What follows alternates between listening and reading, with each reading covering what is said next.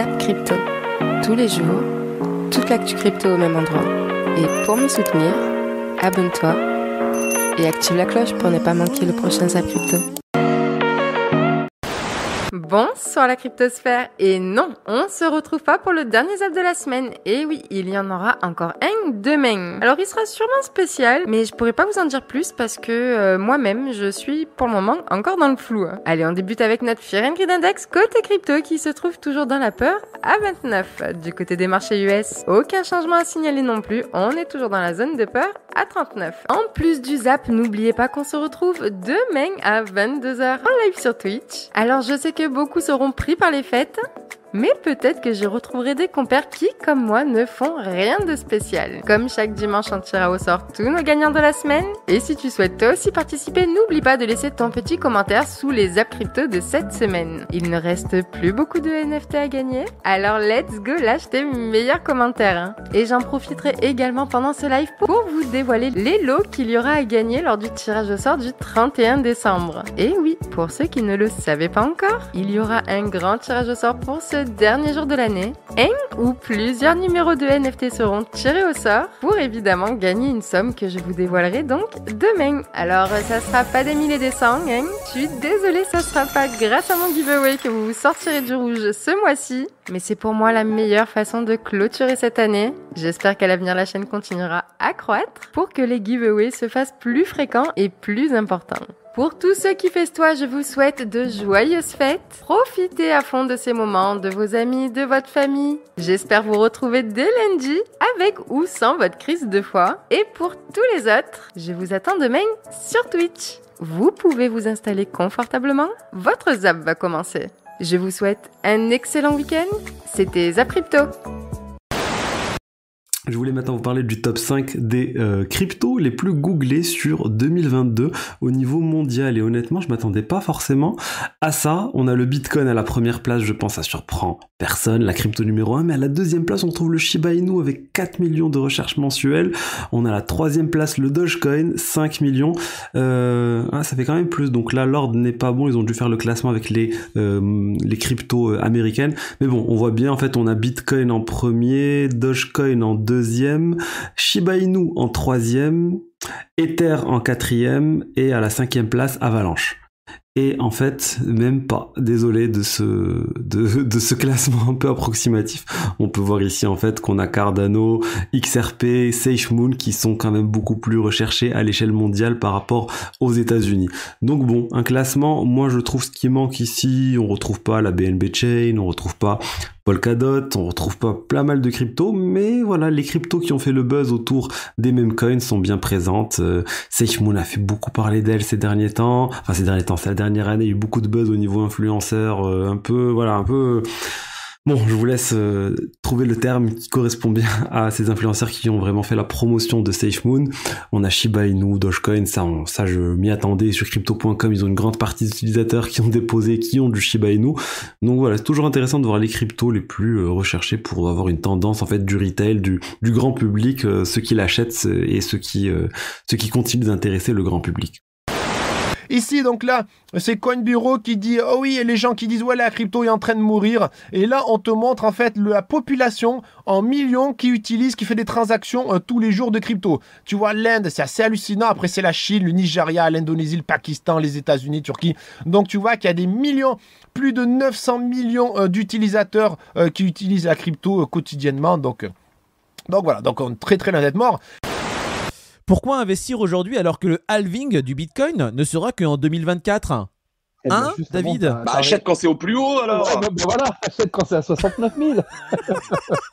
C'est quoi la question ? Parce que c'est pas cher, c'est pas cher pour nous. Enfin, nous, on estime que là, c'est les soldes et que ça ira peut-être pas plus bas. Enfin, même si ça va plus bas, on continuera de faire ce qu'on appelle un DCA. Mais voilà, pourquoi on continue d'investir ? Pour que là, ce qui arrive maintenant, quand on arrivera au halving, même si c'est au plus bas pendant le halving, et si ça explose pendant le halving, les 3 années précédentes où on a fait les cons à investir tous les mois, que ça explose. Voilà pourquoi. Hein ? Non, mais moi, je dis souvent, là, quand tu vois que les prix d'aujourd'hui, c'est les prix d'il y a 2 ans, et qu'il y en a, ils sont rentrés que l'année dernière et ils ont acheté tout au plus haut, c'est même une opportunité que de pouvoir rentrer aujourd'hui, même si le marché peut encore faire moins 50, on s'en bat les couilles. Peter, n'oublie jamais l'image des 2 files d'attente avec le BTC à 69 où tout le monde veut y être, et le BTC à 15 où personne veut y aller, tu vois. Ouais. C'est humain. Je pourrais mettre cette image, Ouais, mais mais ça, je vois que une tout fois le de monde. plus, c'est la psychologie. Quand tout le monde C'est ça. monte, tout le monde a envie de rentrer, il y a de l'argent, C'est et ça. quand tout perd, Aujourd'hui, le personne n'a Fear and d'argent Greed, et il est à personne ne veut rentrer. 26. Et c'est plus dur d'acheter. Parce qu'il y a eu un moment. Non, mais c'est plus dur C'est d'acheter, vrai, de mais faire son tu vois, il y a DCA. eu un moment où le Fear and Greed était à 80 alors que le BTC était à 15, tu vois. C'est juste que c'est un autre timing. Ouais, c'est ça. L'autre chose par rapport à la gestion des émotions, c'est évidemment le FOMO que tu dois sûrement connaître, le FOMO, Fear of Missing Out. C'est tout simplement la peur de louper quelque chose, de passer à côté d'une opportunité. Ça rejoint un petit peu ce que je te disais au début avec notamment le fait de Dior, c'est vraiment complémentaire, c'est-à-dire que quand tu vois que tout le monde te parle d'un projet et que tout le monde dit « Waouh, c'est le feu », en général, c'est le moment de prendre du recul et de faire tes propres recherches. Pour ça, j'ai une anecdote à te raconter. Tout simplement, moi, l'un des premiers projets Play to Earn dans lequel je suis rentré, c'est Bomb Crypto. Je te laisse 30 secondes pour essayer de deviner où est-ce que je suis rentré dans le projet. Mais si tu vois ce petit cap là, ce petit Everest, et bah voilà, je suis rentré à peu près au sommet de cet Everest parce que j'entendais partout des mecs qui crachaient des SMIC, des 2-3 000 balles par mois, enfin toutes les 2 semaines sur Bomb Crypto. Je me suis dit, pourquoi pas moi, tout simplement. Et bah donc du coup, c'est le moment où je suis rentré et c'est le moment où le jeu a commencé à se casser la gueule, tout simplement parce que c'était une économie ponziesque. C'est aussi comme ça qu'on apprend, c'est à ça que ça sert les erreurs, c'est à apprendre et à pas les répéter. Mais toujours est-il que quand tout le monde te dit d'entrer dedans ou quand tout le monde se fait beaucoup de blé, en général, soit c'est déjà trop tard pour rentrer dans le projet, ou soit c'est vraiment le moment de prendre du recul et de réfléchir à comment ça se fait que tout le monde gagne autant d'oseille. En crypto, c'est possible de faire de l'argent rapide, mais l'argent facile n'existe pas et ce, peu importe le domaine. Si tu peux faire de l'argent rapide, c'est également que tu peux le perdre tout aussi rapidement, garde bien ça en tête et ça t'évitera des mauvaises surprises. Alors, en 2022, mes amis, la BNB Chain a dépassé Ethereum en nombre d'adresses. Bah oui, Binance, comme on dit qu'on parle de vous en bien ou en mal, l'important c'est qu'on parle de vous, et de Binance on en parle énormément, et comme à longueur de temps il essaye de prouver à la terre entière que c'est lui qui a raison, qu'il fait bien les choses, et attention, c'est peut-être lui qui a raison, et il fait peut-être bien les choses, parce qu'encore une fois, pour l'instant, on ne sait pas trop. Tout ce qu'on sait, c'est qu'il tient la route, qu'il est toujours là, et qu'on a beau avoir dit, oui, il va y arriver ci, il va y arriver ça, il a fait ci, il a fait ça, il est toujours là, il est toujours en tête de liste. Donc ça, c'est hyper important. Donc sur le BTC en daily, toujours la même chose, je fais que des bêtises toujours avec ça. On a du coup cette chute post FTX avec un bottom qui est en train de se poser petit à petit. On a ce gros range voilà, qui est en train de se dessiner. Là on est en middle range, comme vous le savez ceux qui me suivent depuis un petit moment, je vous casse la tête avec ça. Là en plus on est pile sur le point of control, donc le POC c'est la grande ligne ici en rouge, donc c'est là où il y a le plus de volume, on est pile dessus, on peut pas faire plus précis, donc ça montre qu'on est en milieu de range. Donc s'il vous plaît ne tradez pas dans ces moments là. Si vous êtes des investisseurs et que pour vous 17 000 $ ou en dessous de 17 000 $ c'est un bon prix pour acheter, et bien faites votre plan, mettez votre plan en action. En tout cas moi je continue à buy the dip, en tout cas à acheter les plus bas, à accumuler, en tout cas tout ce qui est en dessous de 20 000 $, dans tous les cas je vais continuer à accumuler. Et quand on regarde un petit peu ce qui est arrivé au niveau de l'ensemble de la crypto-monnaie, là-dessus on ira voir la macro tout à l'heure, parce que toujours on me dit, oui mais la macro elle est horrible. Oui, mais on est quand même relativement résilient par rapport à ce qui se passe au niveau de la macro. En tout cas, c'est la vision que j'en ai. Je trouve que, par rapport à ce qui s'est passé dans le monde crypto, plus la macroéconomie, clairement, si on m'avait posé la question il y a 2 ans, je vous aurais dit, bon ben, BTC en dessous de 10 000. Ah, c'est pas le cas. D'accord, on a une macroéconomie horrible, on a une inflation horrible, on a une guerre géopolitique qui est horrible, on a des tensions géopolitiques qui sont colossales, on a une Chine qui est toujours loquée sur le zéro Covid, même si c'est en train de s'améliorer un petit peu, on a vraiment une limitation dans la zone euro de l'accès à l'énergie, donc c'est de l'accès à la croissance, dans lequel on peut avoir une crise des bonds européens très forte, pourquoi pas qui pourrait arriver en 2023. On a eu, dans l'événement crypto, on a eu 3 ici, on a eu Terra Luna, on a eu Celsius, on a eu derrière FTX, on a Genesis, qui est quand même censé être le socle de toutes les entreprises de yielding. Bon, bah, pourtant on n'a toujours pas cassé 10 000, et on est en train de travailler 15 000, 17 000. Ok. pour moi, je considère qu'on est plutôt résilient. Clairement, par rapport à ce qu'on aurait pu voir, par rapport à ce qu'on voit actuellement, et même, oui, les volumes sont très faibles, il y a très peu de liquidité, mais malgré ça, on se retrouve sur un cours qui est quand même, qui se tient et qui est quand même structurellement relativement fort. Et avant de continuer, je vous rappelle que, oui, c'est possible que GBTC ait une partie de liquidation de ces BTC, mais ça restera, pour moi, somme toute, assez faible, et l'impact ne sera pas aussi grand que certaines personnes l'escomptent. Retour à 3000, non. Pour moi, je considère que le retour à 3000, pour l'instant, est totalement retiré de l'équation, à une probabilité qui est tellement faible qu'elle n'est même pas, enfin, qu'elle ne rentre même pas dans l'équation.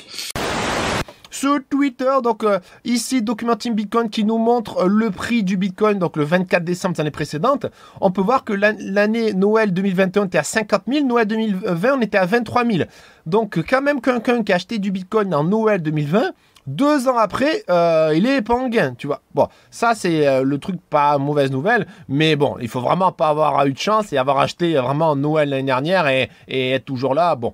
Mais sinon, la plupart du temps, on voit que le Bitcoin, bon, c'est de l'éclatage vers l'eau. T'imagines, 25 centimes à 4 $, à 13, à 651 entre 2012, 2013, de 13, t'es basé à 50, tu t'es mis bien. Par contre, de 2014 en perte, 2015 en perte pendant 2 ans, et après, t'es revenu en gain. De 899, t'es passé à 13 000. Après, de 13 000, malheureusement, bear market, t'es passé à 4 000, 7 000, faut attendre 2 ans plus tard. Donc, t'as vu, t'as des cycles de 2 ans comme ça. Donc, théoriquement, 2023, Noël 2023, le Bitcoin devrait être bien plus haut, espérons. La semaine dernière, j'ai commandé quelques conneries pour Noël sur Amazon, et pour la deuxième fois, je sais même pas comment je m'y prends, mais je me suis abonné à Amazon Prime pour 1 mois. À force de toujours cliquer sur accepter, voilà ce que ça donne. Bah en tout cas, ce sera pas pour rien cette fois, car Amazon Prime a sorti un documentaire produit par Tech Talk Media à propos des NFT.